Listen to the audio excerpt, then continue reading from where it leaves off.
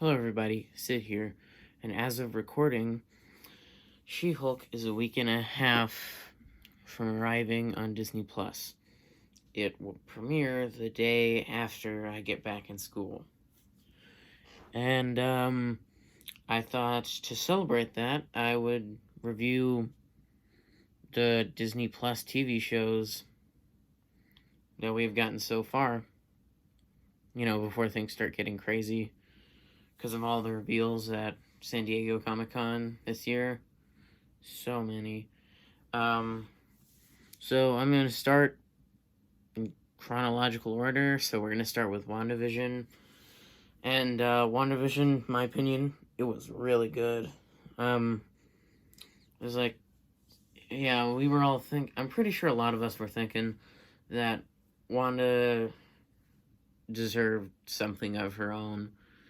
I mean, she didn't get a movie, but she got a show, so that's nice.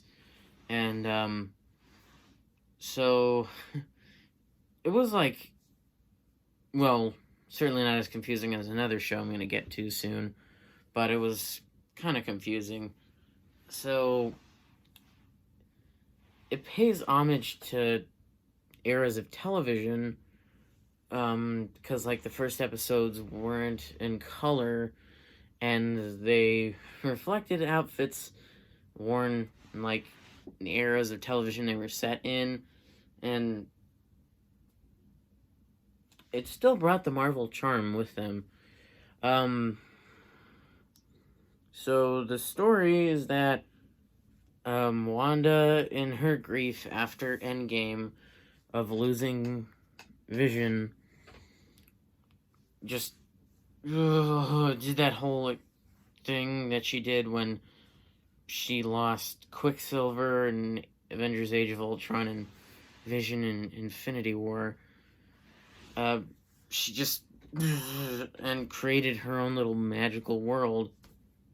Well, maybe not magical per se, but little world, just parroting television shows she liked to watch when she was a kid, where Vision was still alive, and they were kind of having to keep their powers and the fact that he's a robot a secret, though not very well. The first episode was like, they couldn't remember what day, like, there was something significant going on that day, but they couldn't remember what, neither of them, but it didn't help that they put a heart on it, so they thought it was their anniversary. So Wanda thought it was their anniversary, but when Vision got into his office, the one he was working in as part of this world, he realized, oh crap, the boss and his wife is coming over for dinner. So things got horribly botched, and, well, it kind of derailed into madness later when Vision's boss and his wife came over for dinner. He started choking, but his wife was acting weird, just repeatedly telling him to stop. Stop. Stop. I was like, she's not even worried. I was like, this is serious? This is serious? It's weird. And, we're introduced into a big player in the show, Agatha Harkness. Or, no, I kind of ruined it. So basically, this Marvel villain Mephisto is like Marvel's version of the devil, and one of his servants is a woman named Agatha Harkness, who is the main villain of the series, and she infiltrated the world to get a hold of Wanda's powers, basically, and she disguised herself as Wanda's perky neighbor, Agnes. And, yeah, I mean, we all predicted it. Let's just be real here. And, but, yeah, she just introduces herself, helps Wanda out at first, trying to sell the whole I'm your friend act. And, well, she actually does. It really works. Anyway, then Wanda meets Monica,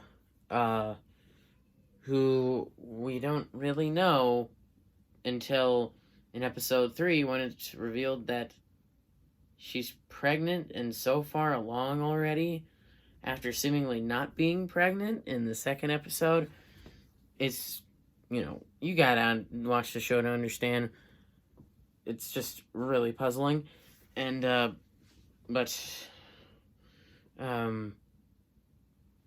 Monica calls out Quicksilver, which angers Wanda, and she sends her out of, the bubble, the hex, and into the real world, where it's revealed that's Monica Rambeau, the little girl from Captain Marvel. And, she was sent to investigate the hex, with Jimmy Woo and the lady from Thor, the one always making the jokes. And, there was this whole government thing set up. Oh, no, not government. Sword? It's like an organization in the Marvel Universe. Different MCU is different from the comics, but they were there to investigate the disturbance too. And they were and he was also, and the other villain of the series, Hayward, kind of a D word, didn't really take Monica Jimmy Woo from Ant-Man and the Wasp, and I'm blanking on her name right now, but funny lady from Thor. He didn't take them seriously until he was like, get these guys off. And it was the weird thing was she discovered, the lady from Thor discovered that Wanda was somehow broadcasting the events. She was basically, the lady from Thor was basically watching the show on the show. That kind of confusing stuff. Anyway, then twists. They're twists. She has twins. They age up really quickly to the age of 10. Her brother comes back, except it's not Pietro's actor. It's X-Men Quicksilver's actor. I'm blanking on the name. I can't remember. It's people's hopes up for a crossover. No, it's not a crossover. But it's revealed that he's the mysterious Ralph that Agnes has been referring to as her husband.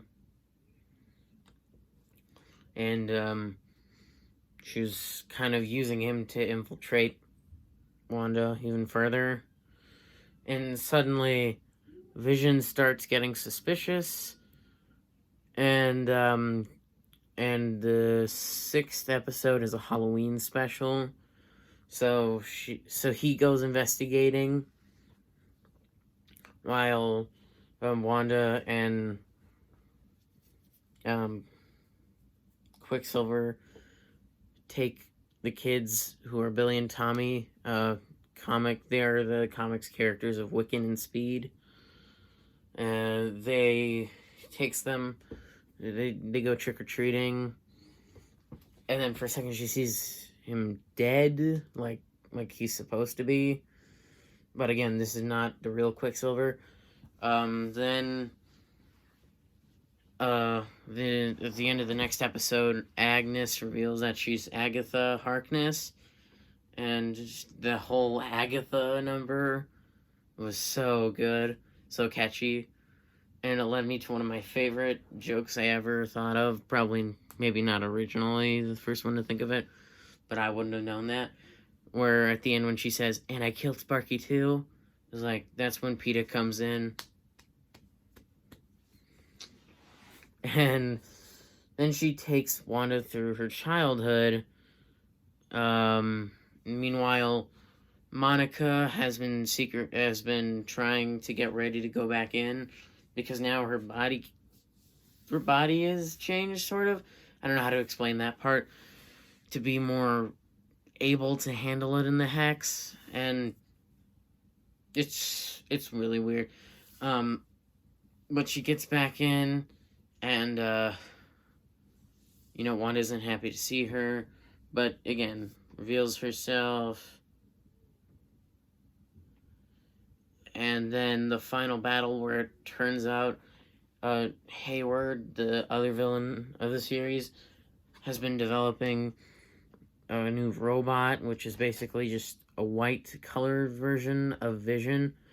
And in the battle, the Vision from the Hex, the one Wanda created, transfers his memories to White Vision, which somehow works even once the Hex is gone. Again, this show is confusing. And Wanda defeats Agatha, making her the perky neighbor she acted as. And the Hex disappears. Kid's gone. That version of Vision gone. But an after credit scene reveals that she's using a book that Agatha was using, the book of the Darkhold, which we see in Doctor Strange Multiverse of Madness. She's using that to try and find her boys, because she wants to be with them. And it's like, that also raises questions like, why doesn't the White Vision come back to her? Like, look out, find her? It makes no sense. But yeah, that sets up why she would be the villain in Multiverse of Madness. And that's WandaVision. I really liked it. I don't really have anything too much more to say. I don't think it was bad by any means. I think it was pretty good. Now into something I can't exactly say the same for. Falcon and the Winter Soldier. And it's not that I don't think this... I didn't think it was bad. It just... kind of boring, honestly. At least, it didn't catch my attention.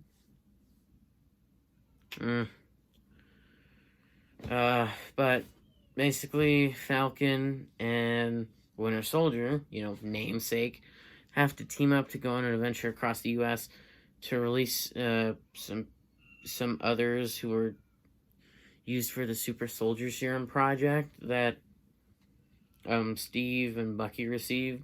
And it ends with Falcon taking on the mantle of Captain America for real now. But introduced in the show was a man named John Walker, who took on the mantle of Captain America for the series. But when he did an unspeakably terrible act when an enemy of the show killed his friend, he killed one of the enemies, betraying the name of Captain America. So he became the U.S. agent, basically like anti-Captain America or evil Captain America. It's, well, I don't really know. I haven't actually read many of the comics. I know, I'm ashamed of myself too. And Zemo returned. He was pretty good, actually. And Sharon Carter returned. Pretty good. But yeah, that would be about it. I think this post-credit, the U.S. agent, the introduction of U.S. agent, and post-credit scene from another one of the shows I'm about to get to is setting up the the Dark Avengers or the Thunderbolts, like anti-Avengers. And moving on to the next series, Loki. Oh my god, it was so good. It was so good. And so basically, so for those of you, it starts off with that scene in Endgame where Loki got the Tesseract because Hulk accidentally smashed it out of future Iron Man, or our current Iron Man's hands, and it came to Loki, who took it and disappeared. We were all called he was disappearing to his own Disney Plus TV show. I mean, no, he didn't. I got that from something else. Yeah. Anyway, he lands in I think somewhere in Africa, and then this thing, these people from this thing called the Time Variance Authority take him and sort of arrest him. They're like multiverse cops, or they're supposed to keep balance to the timeline, and goes through this rigorous process where he's about to answer for his crimes. But then this guy Mobius, Mobius, he was played by Owen Wilson, aka Lightning McQueen, baby. Anyway, he decides that they have this ongoing problem with a variant of Loki himself that is going around and messing up the TVA's plans and all that, or like trying to stop them from keeping peace and order to the timelines. So Mobius decides, hey, we can use this Loki here to catch this other Loki. And so it leads to like one of my I think my favorite scene in the show, where Loki rationalizes that his variant is hiding in apocalypses because, since everyone is going to be screwed, you can literally do anything and nothing will matter. And then he does his Loki thing. Oh, yeah. So he goes to Pompeii and he starts yelling crazy crap, like stuff that's true to the Time Variance Authority, but they would have no idea about, like, the people of Pompeii, because, they're about to die. And, then he does the Loki thing, and when they find the apocalypse that Loki's variant was hiding in next, he joined the variant, who turned out to be a female Loki, oh my god, and who goes by Sylvie, and her plan is because she was also from a timeline that got destroyed,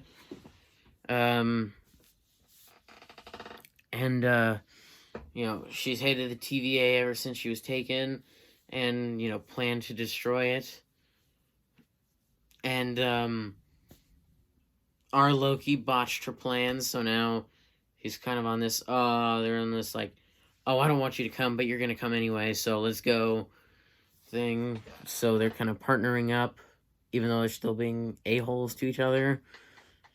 And, I don't know, there was, like, this whole weird thing about, is it wrong to love yourself? Taken much further in this show. And, eventually they confront, like, Ravonna Renslayer, who's, like, the judge who's supposed to sentence you to your punishment, who, prunes them, and it's, like, just sends you to the edge of the universe, basically. And, they meet Kang the Conqueror. Now, it was about time for me, because when I played Lego Marvel Superheroes 2, Kang was the main villain, and, he was so good. And, because I played it before I saw Loki, I was like, Ravonna Renslayer? I know who that is! It was like, yeah, when you know. But it all ended with, Sylvie,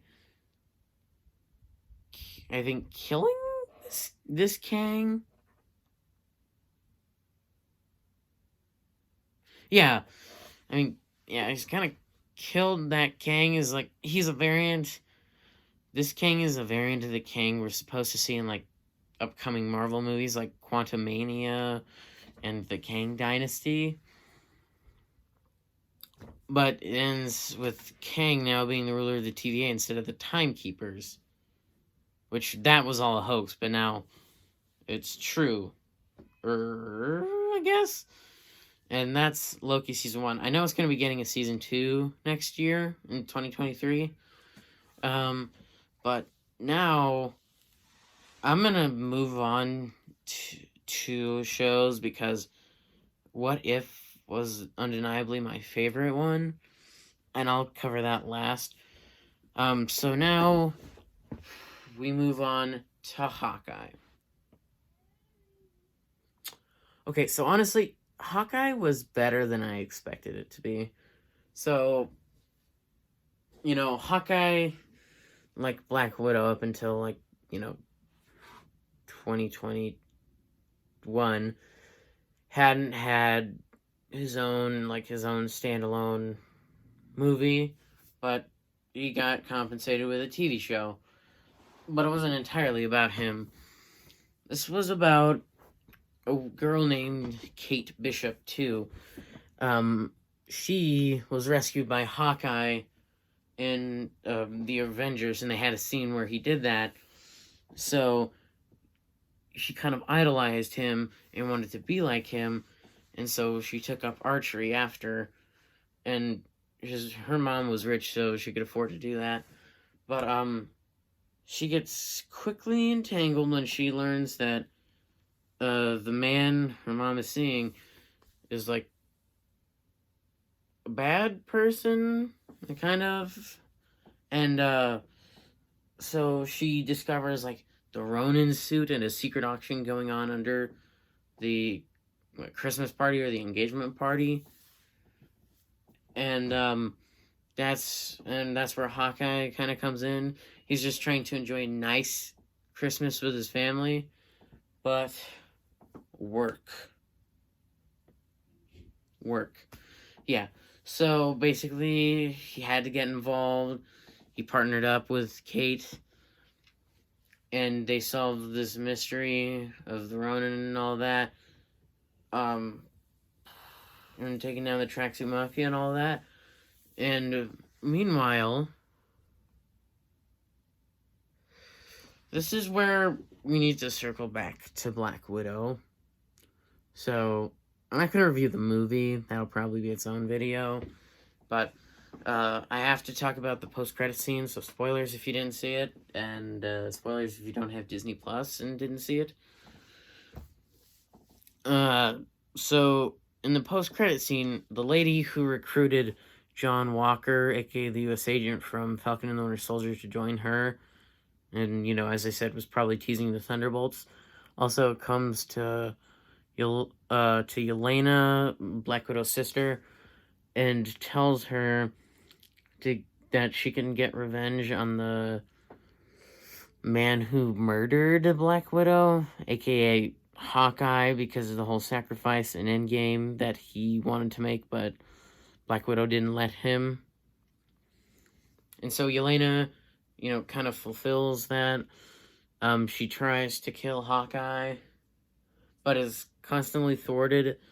Well, not constantly. She is thwarted by Hawkeye and Kate, and then she goes to speak to Kate, makes mac and cheese, and they have like a whole funny conversation. Serious but funny because of the whole mac and cheese thing keep getting brought up. So, she has to kill Hawkeye, but, Kate won't let him. Kate won't let her. And so this all comes to a head when there's like a large battle out at, this large Christmas tree, honestly. I don't really know where that is. And meanwhile, like, the leader of the Tracksuit Mafia, or one of the mafias in this, is the character Echo, who was teased, who was one of, like, the Daredevil characters, and the adopted daughter of another surprise in this show, the Kingpin, like, the Marvel villain Kingpin. So, that not only teased Daredevil, but we're also supposed to be getting an Echo spinoff sometime in either next year or the year after. So it'll probably have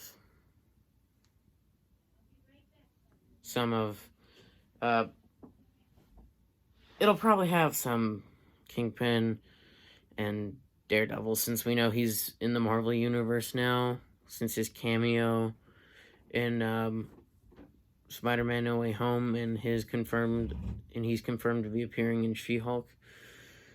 So he'll probably make an appearance in Echo. But yeah, it seems like, yeah, Kate's mom also seemed to be unknowingly seemed to be helping Kingpin. And so, as sad as it was for Kate, she let her mom, she had her mom went to prison, and, she had to let that happen because what she did was wrong. And she ended up spending Christmas with Hawkeye and his family, who, yes, he did make it back to. Now we move on to Moon Knight. I think, honestly, this was the most surprising show to come out so far. Like, honestly, I think this is the one none of us were expecting because of how dark Moon Knight is. Alright, so basically, this is Moon Knight is a show about this man named Stephen Grant, British, played by Oscar Isaac, aka Poe Dameron from Star Wars, and Apocalypse from X-Men Apocalypse. And he plays Stephen Grant, a mild-mannered dude who works at a museum gift shop and has this dissociative identity disorder where he actually is like split personality, basically. He shares his body with a man named Mark Spector, who is a mercenary and chosen by the Egyptian god Khonshu to be his avatar, and hunts people down and kills them if they've done wrong, basically, in a white suit. And when Steven discovers this, because, this happened while he wasn't aware, he's thrust into this world he had no idea. And he's trying, to get out of it, to get back to his life. But, he gets further sucked into it and meets Mark's girlfriend, Layla. And she also becomes one of the Egyptian gods' avatars later. But, he goes exploring, meets the villain, and tries to ally himself with him, but Mark doesn't really want that. So, he can't do it, so... And we find out that there really is only one person there. It's Mark Spector is his last name. But basically, when he was little, Mark accidentally let his little brother, his little brother die. And so his mom blamed him for it. And so Mark created Steven, kind of a mama's boy that he couldn't be. And, this is kind of sad news for Steven, since he's basically his own personality. But, then then they meet the, so they're in, this asylum, for, a confusing scene, and then they meet the, Egyptian hippo god. I don't know who that is. I can't really remember. But, whoa. And they're actually separate, so it's now they're separate entities, but they still have to share the same body when they get back. And, this is the god that makes Layla, her avatar, and so they defeat the villain and all. But I guess Steven kind of disappears and just leaves Mark. And that's how the show ends. But it turns out there's also another personality within that body. One who Khonshu really chose? And,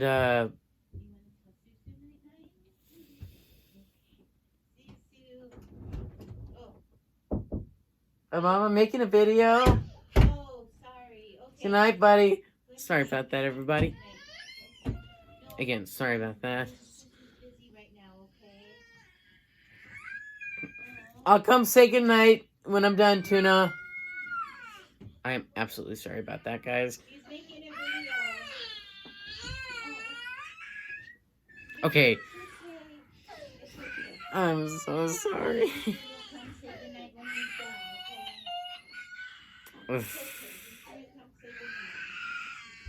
I'm so sorry. But, you know, I'm not going to stop and make the video because it takes too long and I don't have the energy to do it again. I am absolutely sorry, but, you know, I guess this is the price that will have to be paid for having a baby around the house. But anyway, moving on to the second to last show we have now. Miss Marvel. Really good. Really good. You know, this is some... You know, Miss Marvel is special to me for more than one reason. Because I like the character, but also because she's a Muslim American hero, and as a Muslim American myself, I really like the representation. You know, it's really nice to have some. But basically, in this show, Kamala Khan is a teenager in high school, and she has this friend, Bruno, and this other friend, I forgot the name of. But, well, basically, she discovers that her grandmother sent her this magical bangle, which is like this armband that gives her weird abilities. But she accidentally goes kind of crazy with them when she's at this Avengers Con event, and almost she kind of like saves a disaster she caused, basically. That's kind of the first episode in a nutshell. She discovers, and then in the next episode, she gets to know this guy, Kamran, who turns out to be aware of her abilities, and then meets his mom, who's also aware of her abilities, and they're from a different universe, and they're trying to get back to their own dimension, and that's where Miss Marvel comes in. Like, Kamala, she can use her powers to get them back, but she kind of refuses to. I don't remember exactly how that part goes down, but they go aggressive towards her, everybody except Kamran. And then, like, episode 5, everyone but Kamran and his mother is dead by now, and then they have to go, and then she makes the ultimate sacrifice for her son, effectively giving him the same kind of power Kamala has.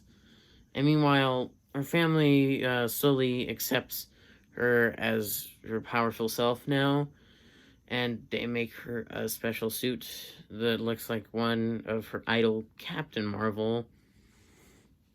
And, you know, one thing about this that's different from, like, comics Miss Marvel is that she doesn't have stretchy arms. It's just, like, a manifestation construction, like kind of like Green Lantern's constructions, like from Will.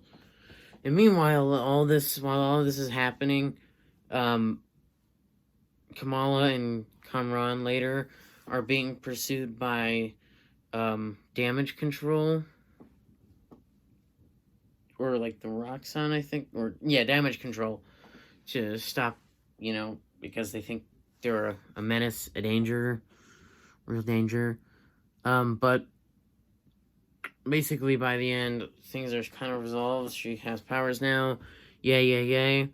But then Bruno, the scientist kid, you know, her like one of her best friends, kind of scientist, says, yeah, so I looked at your DNA again because your brother asked if he might have powers, but he's like, no, there's something different about Kamala's DNA. She's like, a mutation introducing the mutants, which, you know, it's kind of weird to think about that, because in the comics, she's actually an Inhuman, not a mutant. But, you know, anyway, we get mutants in the MCU. That's good. And the post-credit scene, it seems like she swapped places with Captain Marvel. I don't know, her powers start acting up, and then Brie Larson appears in a Captain Marvel suit. Absolutely confused as to what's going on. And that's where that's where Miss Marvel ends. Really good show, really good. Now, on to my absolute favorite show released so far, What If? So this is like an anthology series, not too different from Star Wars Visions, except this is from Marvel, and it's animated unlike the rest of these shows. And it just spins, the story on the MCU canon by telling different events that sort of take place at the same time, or like, these happen instead of this, and this in the episode happened instead of this in the main MCU timeline. This is where we get Captain Carter instead of Captain America. This is where T'Challa became Star-Lord. This is where the Avengers never formed, or Doctor Strange lost Christine Palmer instead of the use of his hands. Marvel Zombies. The merging of Iron Man and Black Panther's plots together, basically. Party Thor. The extinction of basically all life in the final, in the second to last episode, and then a combination of all of these in some way in the final episode. It's really good. Action-packed, some comedic moments in there, but it's also really dark. The aforementioned zombie episode. You get bitten, you're basically screwed. Or you get saliva in a hole in your body somewhere, you're done. Like, in a cut, you're done. You'll be one of them in a few moments. Especially, like, for some of them, they had some really crazy cliffhangers. Like, the first episode with Captain Carter, instead of Loki emerging from the cosmic cube, like he did in Avengers, it's Captain Carter, and she's like, and Nick Fury and Hawkeye have to explain to her that Steve is gone and all. And like the zombies episode where when Peter, the Cloak of Levitation, Black Panther, and the head of Ant-Man arrive in Wakanda, they are met by zombie Thanos. And that's when the episode ends. We don't have a finish for that.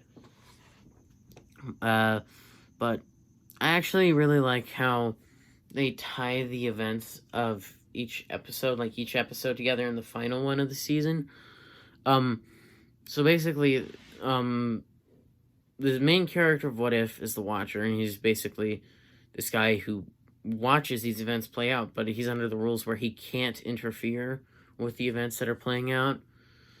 But he has to do that in the final episode, because in the second to last episode, basically, it's a different take on Age of Ultron, where Ultron successfully transferred to the body of Vision, and he killed all of humanity save for Hawkeye and Black Widow, and now they're just the last two survivors, and they have to find a way to destroy him. But, that doesn't work, and he's the main villain for the final episode. Well, actually, really the only villain. And, they tie all of the previous episodes together in some way, some shape, or form. The Watcher assembles a team consisting of the Captain Carter from episode 1, Star-Lord T'Challa from episode 2, Doctor Strange, the Doctor Strange Supreme from episode 4, Killmonger from episode 6, and Party Thor from episode 7. and tells them all that they were selected to combat the Infinity Ultron, who basically gained all the Infinity Stones in his universe. And, then Black Widow from Ultron's episode debut also joins them later. And, that's basically, those are the team members. The zombies from episode 5 do make a quick appearance to slow Ultron down. But, since he's a robot, he can't get infected. And then, at the end, when the Infinity Ultron Black Widow's world is basically all destroyed, the Watcher sends her to the episode 3 timeline where the Avengers never happened because Hank Pym killed them all before the Avengers formed, and left only Captain America, who wasn't out of the ice yet, and Captain Marvel to combat Loki. But the Watcher sent Apocalypse Black Widow there. And, they already have an episode set up for season 2, which is coming early next year, I think. Well, it's definitely coming next year. I just can't remember if it's early or the same time it came out last year. Anyway, they set it up because they had a character in the final episode who wasn't in season 1, the Gamora with Thanos' armor. Yeah. And that's kind of all the Marvel shows we got so far. They were all very good for the most part. I was just kind of bored by Falcon and Winter Soldier. And I absolutely love What If. I'm ready for season 2. And actually, it's interesting because they also announced the Marvel Zombies TV show. And it's not going to be based off the comics, which is probably a good call. But it's going to be based off the episode of What If. And, finally, remember when I reviewed the Marvel collectible minifigure series? So all the characters were based, respectively, on only the first 4 shows of chronological release. That one being WandaVision, Falcon and the Winter Soldier, Loki, and What If. And, that'll be all for this video. Once again, I apologize for my baby brother crying. I have to go. I have to go. And I'm done with the video now, so I hope you have a good night, and I hope you enjoy the video. This is Sid Dowk, signing off.